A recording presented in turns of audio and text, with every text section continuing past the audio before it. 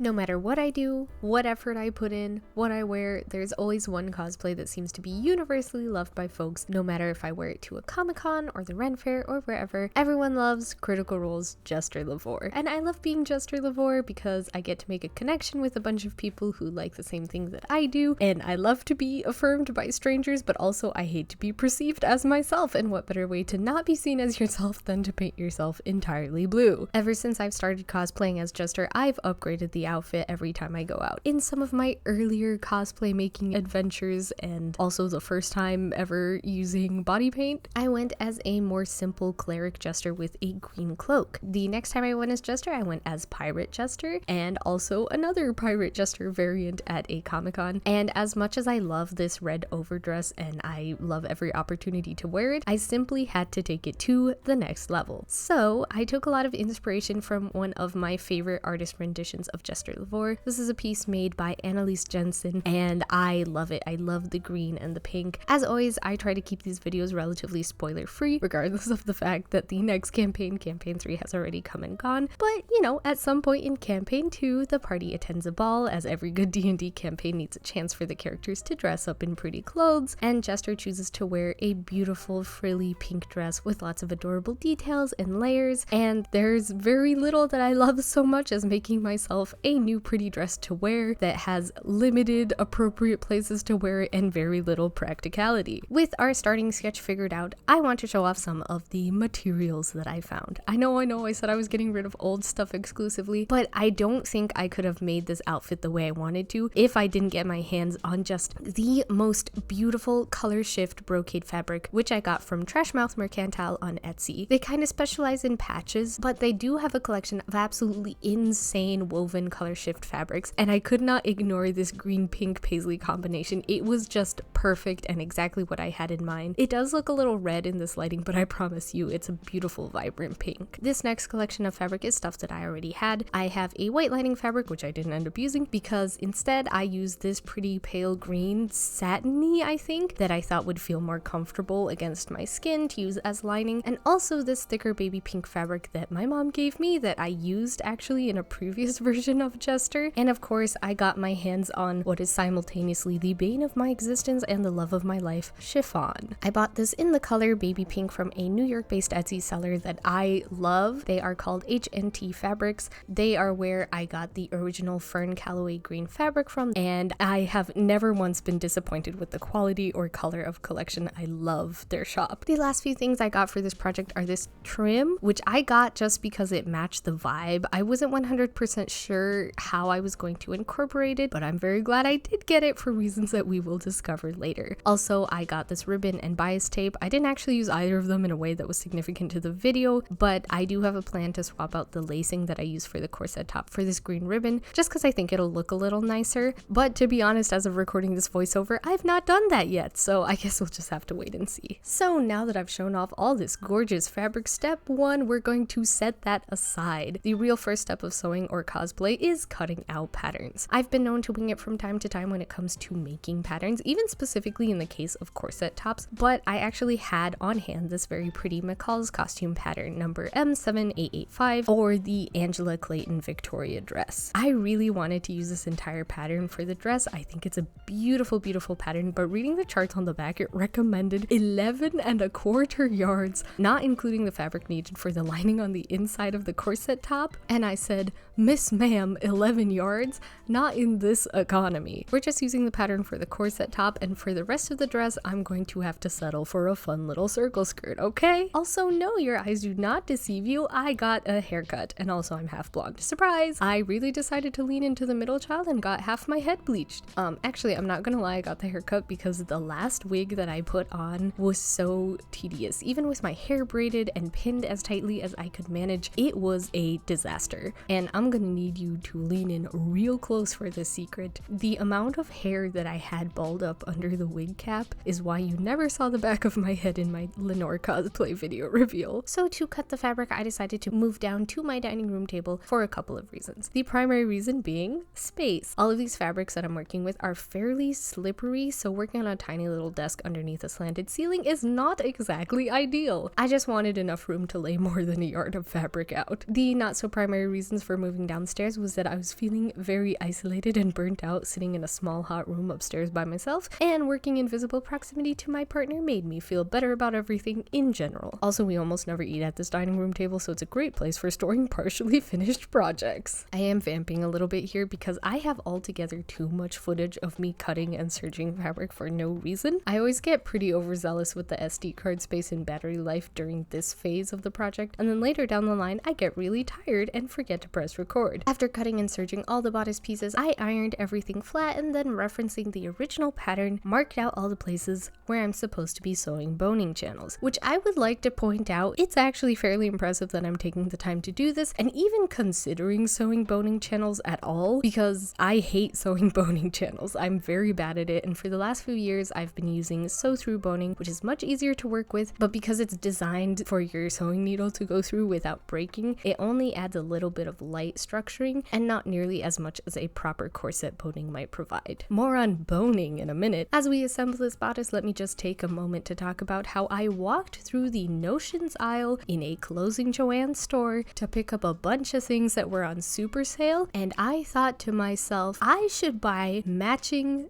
zippers for my corset back dress. But not a single time did I think I should buy a spool of thread that matches my existing project fabric. You cannot girl math that one away. There is no excuse. The only other boning material that I had on hand besides the sew through stuff already came in a casing, but I just cut the pieces to my desired length and then took the casing off. I know in theory I can use the pre-made casing to help me create more consistent boning channels, but there are just some things that against all odds I continue to be bad at, and one of them is sewing straight lines, specifically in the case of boning channels. I think they know I fear them. So this bodice is constructed of 3 layers, 2 inner layers to act as the structural and boning channel layer, and then the beautiful outside layer of my very pretty color shift fabric. Honestly, the fabric makes me think of a different Critical Role character, Caduceus Clay, and I might make a Caduceus themed dice bag out of the fabric if I have enough left over. All of these bodice layers are constructed of 5 separate cut and serge pieces to come together with an opening in the back for the lacing. So that's a total of 15 pieces for just the bodice, not including the sleeves. There's also an additional modesty panel in the pattern that can be added to the back later to give the bodice a bit more adjustability. I didn't record very much footage of me making and putting that panel in because it's literally just a rectangle of fabric, and I hand stitched it kind of like a flap on the inside back of the corset. I put it in my corset top initially just because my measurements are between 2 sizes, and I went with the smaller size because corset things. So I thought I would need the little bit of extra space, but I don't know if it's because I'm scared of a properly sized seam allowance or if I just measured myself wrong. The bodice ended up fitting pretty much perfectly without the need for the extra modesty panel, so honestly I might just seam rip it out because it kind of creates a bit of a hassle when putting this on by myself. And onto the sleeves, which really threw me for a loop for no good reason. If you take a look at my initial sketch, you can see I envisioned a relatively simple puff sleeve with the brocade fabric for a band around my arm. What I didn't realize is that the pattern actually includes a ruffle that goes around the puff sleeve on top of the armband, which maybe I would have known if I had actually taken the time to read the pattern through instead of just looking at pictures and going, yeah, I can do that, easy peasy. The instructions also figured it was a good time to teach me how to sew a French seam, which will come back to bite me later on in the process. And because I was so confused about how the sleeves went together, I did have to pull out the dreaded seam ripper. Honestly, I was pretty proud of myself for only having to just now seek out the seam ripper, but boy howdy, did I not know what I was in for. Also listen, sometimes you just need to put your whole leg on the table and lock in when it comes to seam ripping. If it works, it works. So at this point I had figured out that I was in fact missing a piece, and instead of having this brocade trim at the end of the sleeve, I should have made it in chiffon so I could have a nice light ruffle. And as I was contemplating various solutions, I realized 3 things in that moment.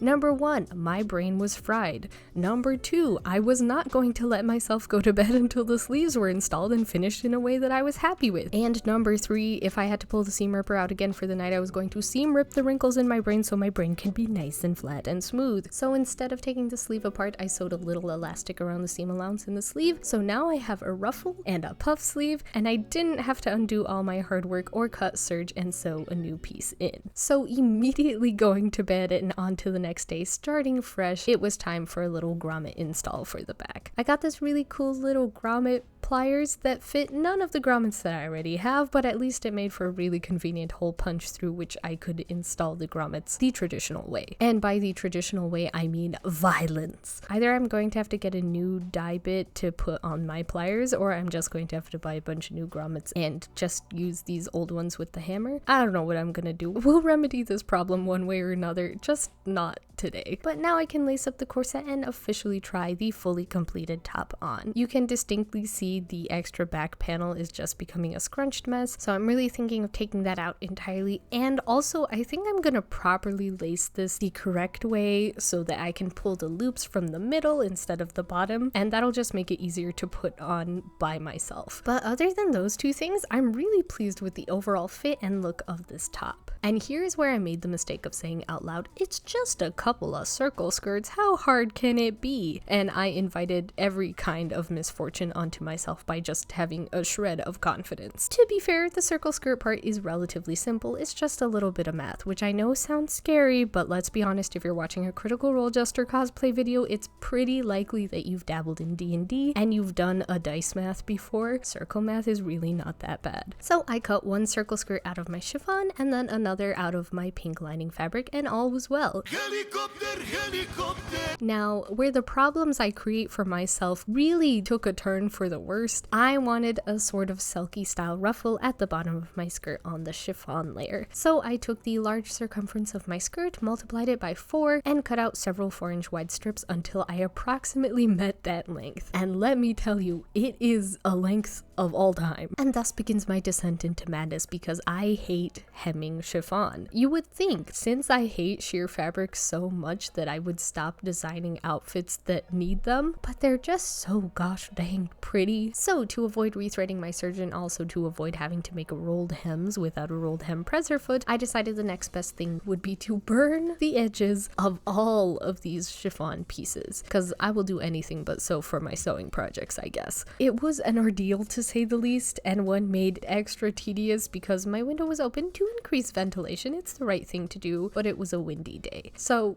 great for clearing out the room, great for my lungs, not great for having a consistently sized flame to provide heating across the edge of a very delicate chiffon. All things considered, despite this taking a while and me making a few mistakes, this worked really well and helped to make sure that my project didn't fray as I was working with it. Honestly, I probably will be doing this again, so thank you to the lovely folks who suggested this technique the last time that I complained about working with sheer fabric. Now, as y'all know, I just learned how to sew a French seam, so I was using that newfound technique, making these strips into one long beautiful strip to be gathered and sewn into the hem of my circle skirt. Unfortunately for us, I cannot get a gathering stitch to work for me, even in the most optimistic cases, and here I was working with some extremely cheap thread that I happened to have on hand because it was the only stuff that I had in the right color, and the threads would break and it would just unravel as I was gathering it. So after trying one too many times to get the gathering to work for me, I gave up and settled on just pinning and pleating the entire ruffle by hand. I don't know who I thought I was when I started that out. I was just full of life and optimism and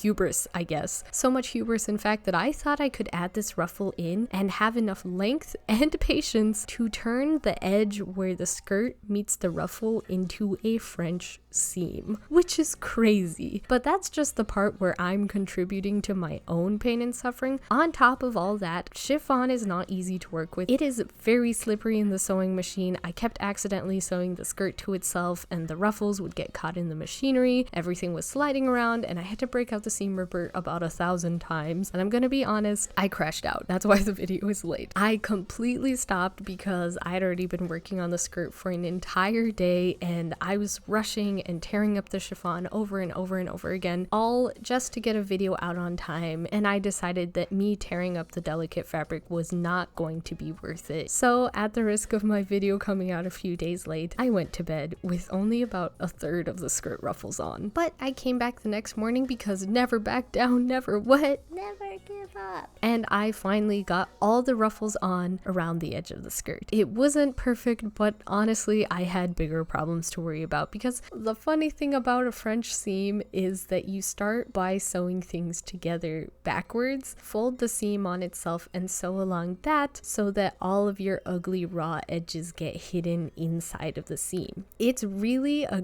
great technique, especially for sheer fabric. The only problem was that at this point the light of humanity and sanity had left my eyes because I had pricked my fingers 1,000 times with sewing pins and then 1,000 times more with the seam ripper, and the idea of using my newfound French seam abilities over a bunch of ruffles suddenly became very unappealing. But because I am nothing if I'm not scrappy, I took the trim that I originally was not sure that I was going to use at all and used it to line the edge and cover up the raw edges where the skirt meets the ruffles. Now, I didn't have a ton of this trim because I had originally thought, oh, maybe I'll use it on the waist of the bodice as a fun little detail, and I had bought the minimum amount because trim's not really cheap. I had no idea if this would go around the full circumference of the circle skirt. And you know what? All I'm saying is that I am glad I'm short because I really had to fudge this bit. I had to do a couple of subtle gatherings to hide the fact that the amount of trim I had was actually technically not enough to go all the way around perfectly. If I had been any taller, or if the skirt was made any longer and the circle was any wider, this would absolutely not have worked as a solution. But with that tragedy solidly evaded and the hard parts out of the way, I just needed to create a waistband. Editing Lady Split Chin jumping in here just to note that I forgot to talk about the underskirt. Pretty simple. I just serged the edges, hemmed the bottom, and then attached the chiffon layer to the under layer at the waistband, and that was literally all I did. That's all. I thought I was going to be really clever with this and do a little bit of a wrap situation with ribbons, but I was just so exhausted, so I put together a really quick elastic waistband and called it a day. But with the bodice and skirt both completed, it is time to go on to the reveal.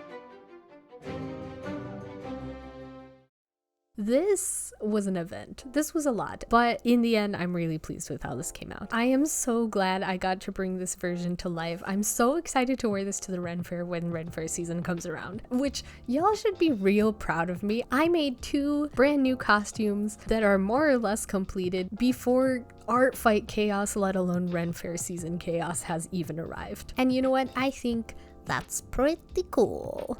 There are a few more updates I want to make. I was thinking about adding a tail, maybe trying my hand at the nylon sock gloves once more. I want to make the sharp pointy teeth with thermoplastic. I have tons of little ideas to really just up the Jester Lavorre game once more. Might just do that stuff in my non-existent downtime instead of making a whole video about it, but in all honesty, who knows?